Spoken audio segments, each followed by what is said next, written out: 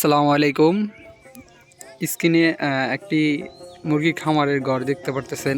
এই ঘরটা প্রায় আজ থেকে 2 বছর আগে করা হয়েছিল।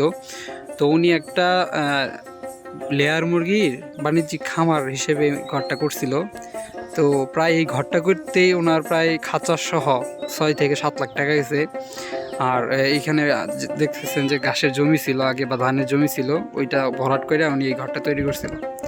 তো লেয়ার মুরগিটা এরকম যে আপনার যদি অনেক টাকা থাকে আর আপনি যদি প্রশিক্ষণ নেন বা অল্প কইরা কারো কাছ থেকে শিখার পরে শুরু করেন, তাইলে চাইলেই আপনি এটা শুরু করতে পারবেন। কিন্তু দেখা যাচ্ছে কি যে আপনি যদি দেখা যায় যে কোনো কিছু জানেন না, বোঝেন না, হুট করে তুললেন, হ্যাঁ, এই যে আপনি যে ঘরটি দেখতে পারতেছেন এখানে প্রায় আপনার 2000 মুরগি রাখা যাবে, আর বেশি রাখা যাবে, প্লাস আমি 2000-এর কথা বললাম। হ্যাঁ, তো উনি শুরুর কালেই অনেকগুলো মুরগি উঠাইছিল, ওঠানোর পরে এইগুলা থেকে মানে ডিম আসা শুরু হবো এরকম একটা সময়।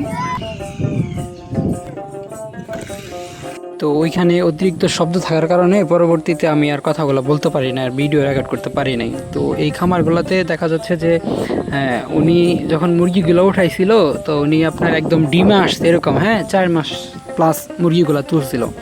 তো তোলার পরে ওনার হয়তোবা আমি যেহেতু ছিলাম না, আজকে একজনের কাছ থেকে যতটুকু শুনলাম যে তো এনডির সমস্যা হইলে তো মুরগিগুলো টিকে না। হ্যাঁ, রানিং ক্ষেত্রে যখন সব ভাইরাসগুলো আক্রমণ করে বেশিরভাগ মুরগি মারা যায়। তো একবার যখন ভাইরাস আক্রমণ করে তখন আর টিকা সম্ভব হয় না।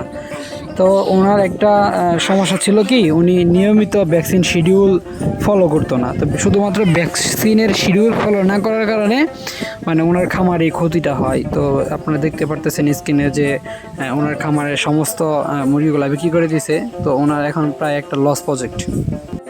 শুরুতেই বলছিলাম যে আপনার যদি অনেক টাকা থাকে তাহলে আপনি এই খামারটা করতে পারেন। এই খামারটা করলে আপনার লসটা খুব কম হবে, কারণ এটাতে ইনকাম বেশি। আর এটার ইনকামটা হচ্ছে দৈনিক ইনকাম। হ্যাঁ, যদি আপনার 1000 মুরগি থাকে তাহলে দেখবেন যে 1 টাকা করে হইলেও দৈনিক 1000 টাকা ইনকাম হয় সকল।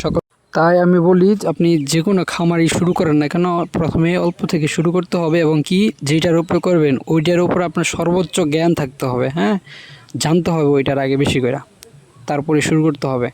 উনি একটা ভ্যাকসিন শিডিউল শুধু ফলো না করার কারণে ওনার খামারের সমস্ত মুরগি মানে দৈনিক 15টা-20টা করে মুরগি মারা যাওয়া শুরু হয়েছিল। পরবর্তীতে উনি সবগুলা ওই মাংসের ওজনে বিক্রি করে দিছে।